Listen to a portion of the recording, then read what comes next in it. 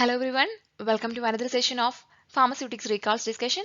Let's begin with question number 36.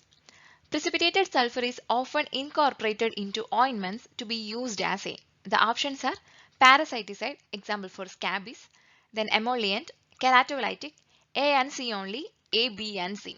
So here the correct answer is option D, that is A and C only. A and C means acts as a parasiticide as well as keratolytic. So this precipitated sulfur is a non-metallic element found in topical dermatologic treatments possessing antiseptic, antifungal, antiparasitic, anti-acne, antipruritic, antiseboric and keratolytic properties. Next question. The most common disintegrator in compressed tablets is. The options are dextrose, lactose, starch, potassium bitartrate, powdered sucrose.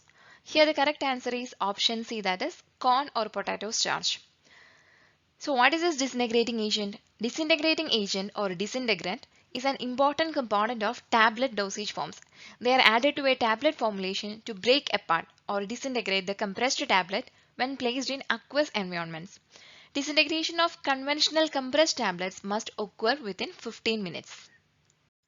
Question number 38. Ointments are typically used as. The options are emollients, protective barriers, vehicles for applying drugs. So here the correct answer is option E, that is all of the three options are correct, that is emollients, protective barriers as well as vehicles for applying drugs.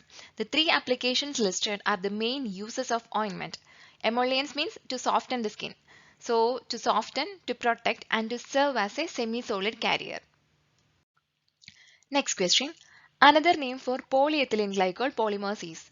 The options are sodium alginate, silica gel, carbowax, fryer paste, none of the above. Here the correct answer is option C, that is carbowax. Carbowax is merely a trade name used for this group. This group means polyethylene glycol polymers. Question number 40. A primary disadvantage of ethylene glycol as a solvent in oral preparations is its.